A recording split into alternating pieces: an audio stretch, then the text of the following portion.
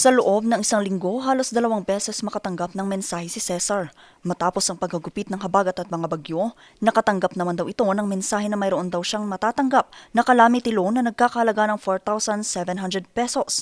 Nakapaloob rin sa mensahe ang link para matignan ang balance ng iyong account. Nakaka-alarma talaga yon kasi sa isang araw minsan nakaka-receive ako ng 2 o 3 ganong klaseng mensahe. Paano na lang halimbawa kung aksidente kong na-click yon kasi base dun sa mga naririnig-rinig ko, pwede daw gamitin yon para kunin yung mga personal details ko na pwedeng gamitin sa pang-scam. Ang mga mensaheng ito naglipa na mula nang magbukas ang calamity loan ng Social Security Services o SSS. Kaya ang ibang mga miyembro hindi maiwasang mangamba, gaya na lamang ng 22 anyos na si Paul. Actually, medyo alanganin din po talaga ako pag dating sa government taxes tsaka pag ipagpapakatiwala sa kanila yung mga pera. So medyo alarming siya kasi siyempre pinagtatrabuhan natin yung mga pera din.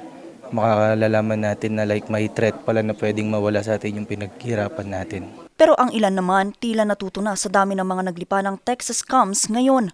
Kunyari, may mga message na makakatanggap ako. Hindi naman ako nag-a-apply, ma'am.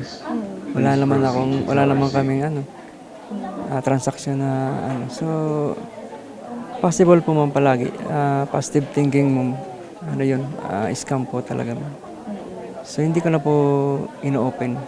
Lalo na pagka mga, po tawag dito, ma'am, yung mga, di ba may mga may mga link yun. Dinidelete ko po agad yun. Mayroon na ring ilang miyembro na nagreklamo tungkol dito. Mariin namang itinanggi ng SSS na galing sa kanila ang ganitong mensahe. Sinasabi po namin mula sa SSS ay hindi ho yan totoo, peke po yan, huwag nyo ho yang susundin. Huwag din po ninyong i-click yung link kasi may link na binibigay eh. So huwag nyo i-click yung link kasi ho malaki ho ang chance na phishing ho yan or scam ho yan. Kapag click yung link ay ma-compromise ho yung mga data ho ninyo. So again, we want to reiterate to our members na hindi ho yan galing sa SSS, hindi ho yan official na message ho mula sa SSS. May prosesong sinusunod kasi ang ahensya pagdating sa pagbibigay ng calamity loans. Actually, mayroon nga ho tayong calamity loan program, pero hindi ho namin itinitext sa miyembro na ikaw ay makakatanggap. Okay?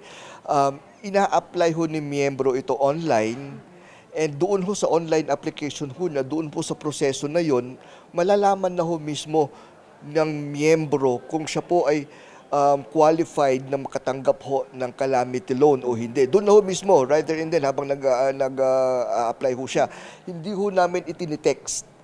Wala din ho kaming pinapadalang mensahe na ikaw ay naka-avail ng loan. Hindi ka naman nag-avail ng loan, hindi po ba? So mga ganong pong mga bagay, medyo magtaka na ho kayo. Nilinaw na rin ng e-wallet na GCash na hindi galing sa kanilang ganitong mga mensahe at pinayuhan nilang publiko na maging mapanuri sa mga natatanggap na mensahe. Samantala hanggang sa ika-4 ng Setyembre ang deadline sa pagkuha ng aplikasyon para sa calamity loan na kailangang iproseso mismo sa kanilang tanggapan para maiwasan ang anumang aberya at scam. Vanessa Bugtong, RNG News.